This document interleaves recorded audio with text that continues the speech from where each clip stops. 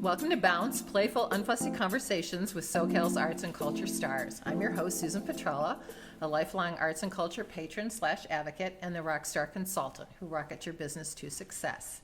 Each Wednesday, I'm hanging out with cool, clever, creative individuals. Today's guest is Kingsley Aarons. Kingsley's senior art director and a graphic designer with Oakley, who combines his creative mind with a keen entrepreneurial business sense. So we'll get into that later.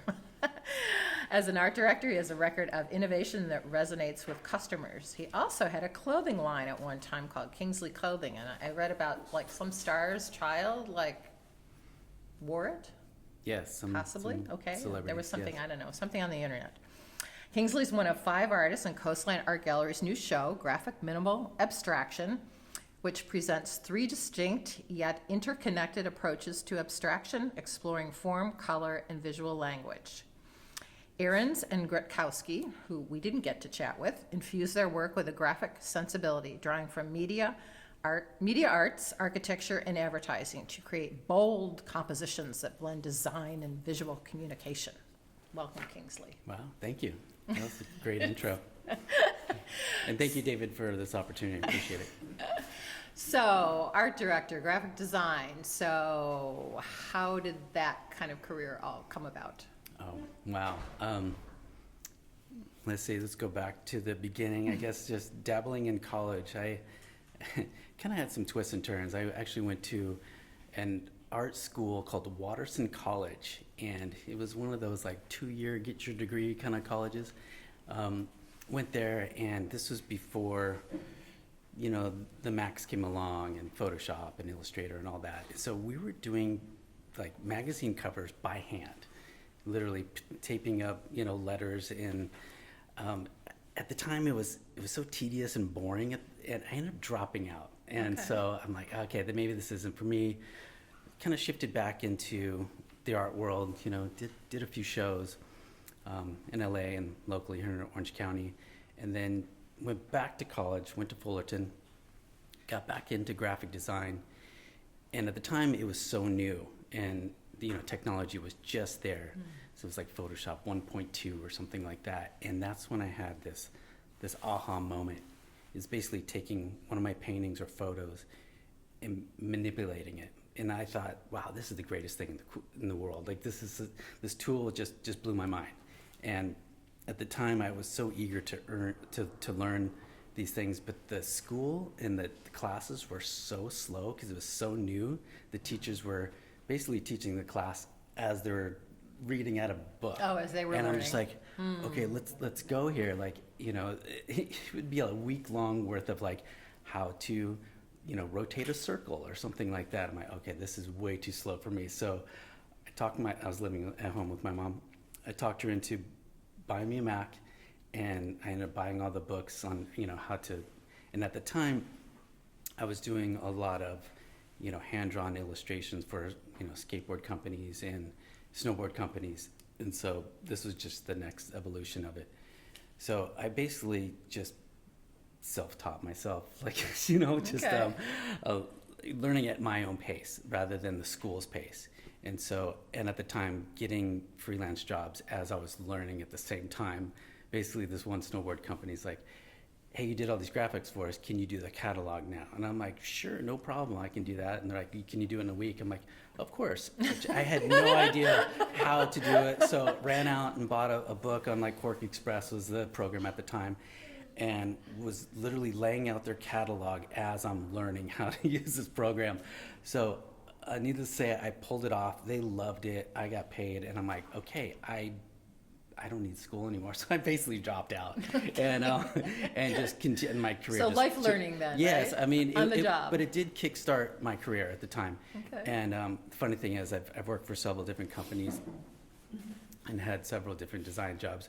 Nobody once have asked me to see my degree. It's all about portfolio. So it's all about What's your favorite project now? Because right now you're with Oakley, so it's all about, what were you saying?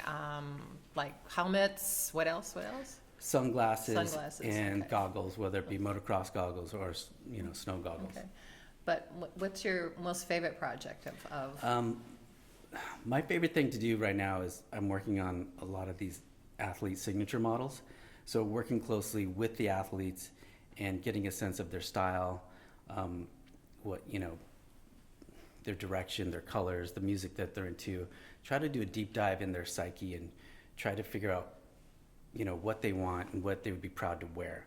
So it's my job to come up with something that they would, they're just blown away and they'd love to wear for at least a whole year. And And then after that, right? yeah, we do another one. We do one every year usually. Okay. Yeah. Okay.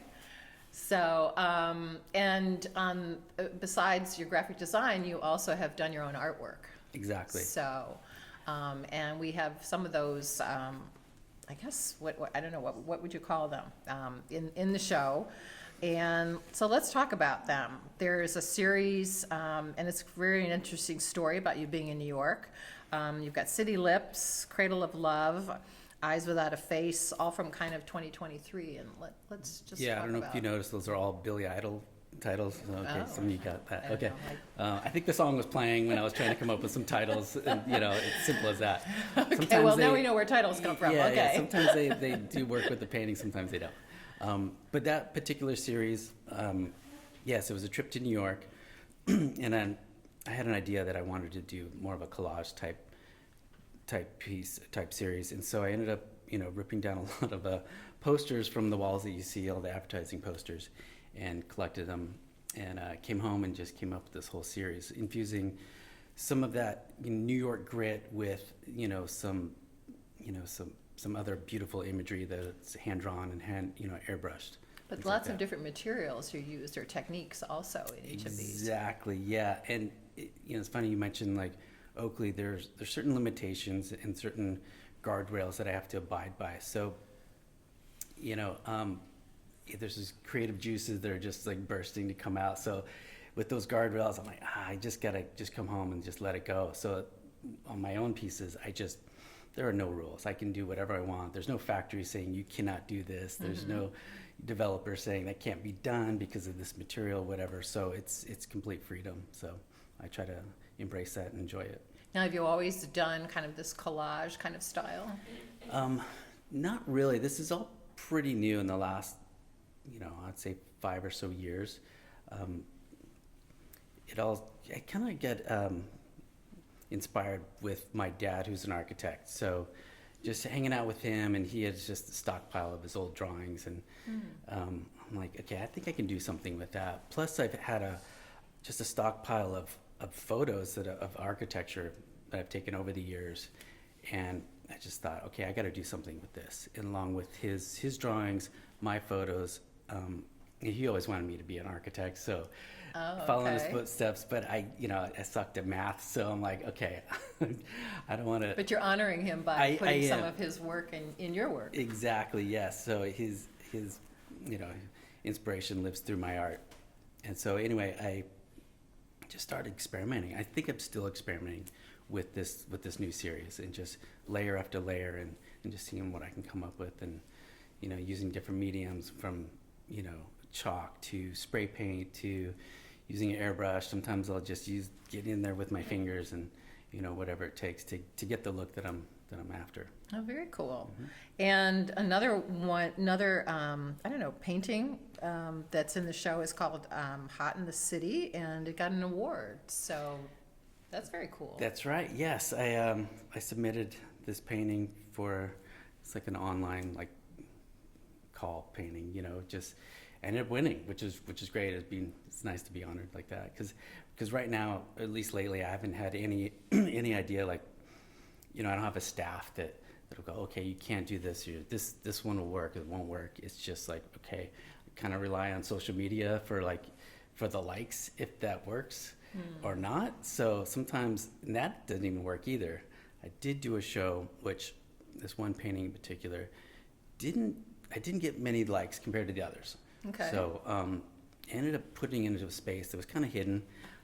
During that show, there was a bidding war for that piece, so you can't really gauge, Just what the interest might be in a social piece? media likes Yeah. as what people really want. So it's kind of interesting how that's skewed. Now, do you have a staff at Oakley that you work with? I do. Yes, we have a team of creative directors to other graphic designers to product developers. We all work as a team. Okay, so, but you've done like board shorts and all sorts of other, and were those like freelance projects, or those were with other companies that you worked with? Well, with Oakley, I used to work in the apparel department, and okay. T-shirts was my category, along with some board shorts too. Kind of worked on everything. So, and then yes, other companies I've worked for over the years, mostly freelance. Yeah. And so this working, I mean, for the T-shirts and the board shorts, were you also working with like, an athlete or whatever, or was this just kind of like they're coming out with, the floral line for, spring 2021 or something like that?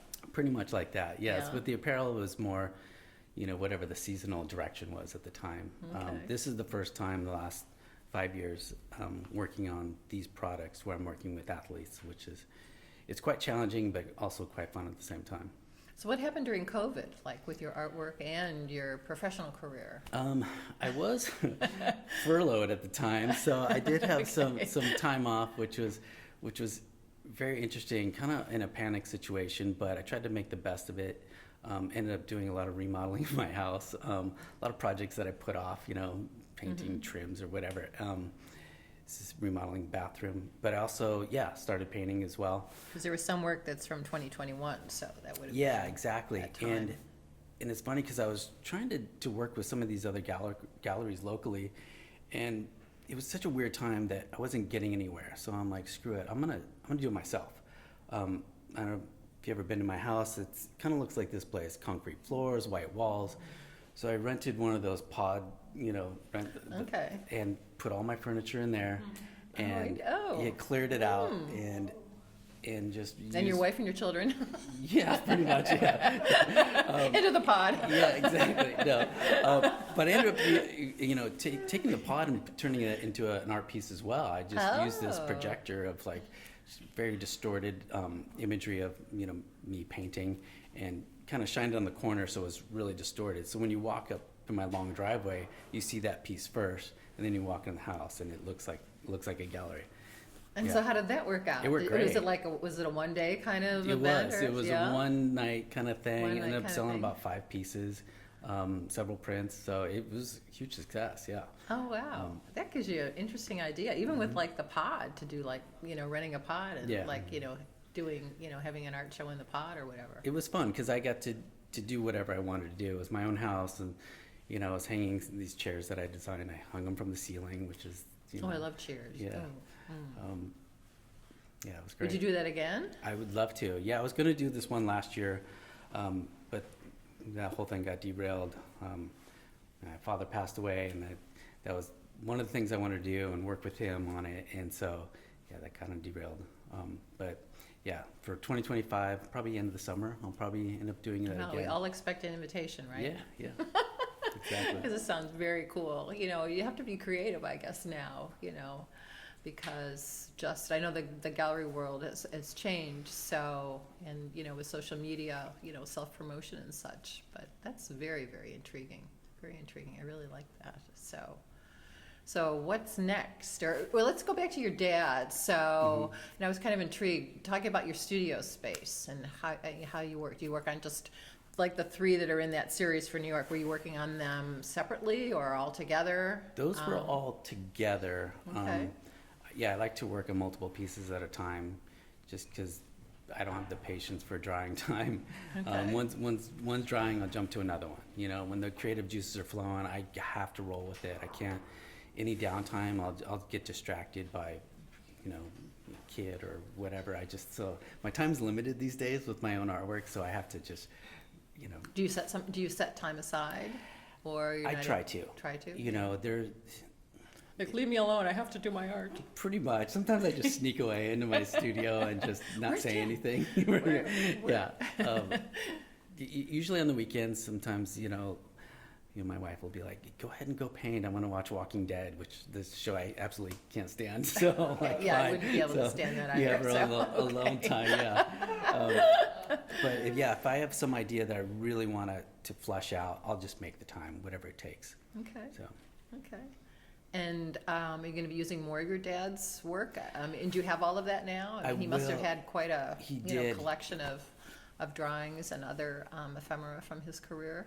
Yes, I'll use it as much as I can with this series, and I usually start with his drawings or his floor plans as a base. That's how I start, and then just kind of freestyle from there. So, yeah, I'll use as long as I use it up, I guess. You know. Yeah, that would be very cool. Mm-hmm. So, I'm just trying to think. So, what project are you working on right now for Oakley and Nather? Can you speak to that, or is it all like kind of like hush hush? I can. Until like it comes out. Right now, this downhill pro skier called Michaela Schifrin. She is #1 skier in the world. You know, Olympic athlete. She is heavily decorated, 100 wins or something like that. Okay, It's just I think I something know the name. crazy. Yes. So I'm working with a whole collection for her right now. So yeah, it's very interesting. But that's all I can say. That's all you can say. Okay. We don't know her colors or what it will be. Yeah. You So have to stay tuned. does she get to come in person and talk to you, or no? or is it like through three like levels through of marketing? It's through managers. It's through whatever. And I have yet to meet her yet. So which would probably help, just to have a one-on-one with her. So Michaela, if you're listening, I think let's so. do this. So once you kind of get an idea of what you're creating for them, you send it kind of back to you were saying the product. I send it off to their team. And usually wait a day or several months to hear back from them. So it really Okay. depends on their schedule when they have time. So the project would take maybe quite a while then to come to should. fruition, or you start like, I don't know, if you want to like launch something, I don't know, fall 2025, you start in 2023 or something Yeah, like we that, work talking to these about people, or how far in advance do you About work? 18 months in advance, months, and okay. as of now, it's super late. So I'm hoping that this will get back to her and we can get this going. Yeah, I guess if she's a skier, you don't necessarily, I don't know, when would you introduce that? In the winter, or you'd want to introduce it Well, that's when one there's thing no I'm snow? gonna try to do is just change the calendar and get them on their off season so we can work on something before they get into their busy schedules. Okay. So. So So- what do you want to tell us the question I didn't ask? What do you want to tell Oh, us? that's what I like to talk about. I did own my own clothing brand. You know, it was called yeah. Kingsley, and it was inspired by the birth of my son back in 2003. And so at the time, being a new parent, you know, we'd go shopping for him, and there was nothing inspiring that I'd like to put on him for him to wear. You know, No Gap kids? no Gap kids, no like soccer balls or whatever. So, and I worked for plenty of other clothing companies at the time, and so I just figured, okay, there's a void in this market. So I started designing clothes for him, mostly like iron-ons, and like, you know, I kind of suck at sewing, so I just try my best at doing, you know, sewing on some things, and everybody loved it. And even my wife, who was a clothing rep, her accounts were like, where did you get this? Who is this? I'm like, yeah, I made it. You know, like, hey, if you make the collection, we will sell it. And then boom, I just got to work. And so it turned into a full-blown clothing company, and we had a huge celebrity following. This is all before social media too. So we kind of relied on it, even though I didn't really pay attention to it. But it grew to the point where it was almost unmanageable, especially when we got the cover of People magazine. It was Angelina Jolie and Brad Pitt with their firstborn baby wearing one of my t-shirts. And I mean, the media just took a hold of that and exploded. And I'm just like, what's happening? So you could have run with that as a business, right? Or you know, you did run with it as a business, but I mean, you could have. I should have capitalized on, looking back, I should have capitalized on it more than I did. I kind of held back on it, kind of downplaying it, you know, but it was more, it just legitified our brand to where it was like, you know, just another, it helped get more accounts for sure. You know, we were in, you know, Nordstrom's, Bloomingdale's, Fred Was it Siegel's. unisex or? It was more, mostly baby and boy clothing. Okay. So t-shirts, pants, hoodies, things like that, lifestyle clothing. And so, yeah, this this whole celebrity push, it was, like I said, before social media, we kind of relied on it. Yeah, it definitely exploded for sure. Next thing I know, I'm like being invited to Slash's kids' birthday parties and things like that. It's kind How of a heady, whirlwind. right? Yeah, Wow. and you know, there was definitely, you know, yeah, it was kind of a wild time. But unfortunately, like, it ended on a bad note because the recession hit and it just like it just stopped. Like people just stopped shopping, and we were self-funded, and we just couldn't make it work. So it was the highs. The highs were very high, and the lows were very low. Unfortunately, we had to. Would you do it again? Would you? I would, but I tried to do it again at one point, but my heart wasn't into it. Yeah. My son. There was a time for it. Exactly. Yeah.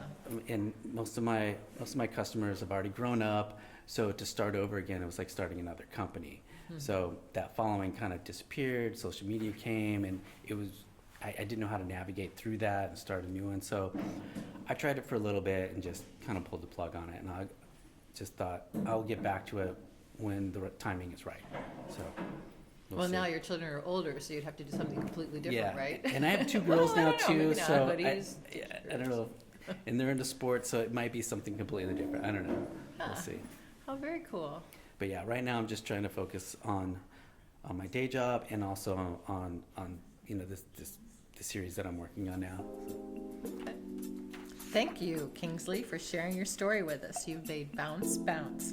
A special thank you to our generous sponsor, Coastline College, its Fine Arts Department and Art Gallery, David Michael Lee, Director, Curator, and Professor. David's also Bounce's wonderful producer. Thank you, David. Until next time.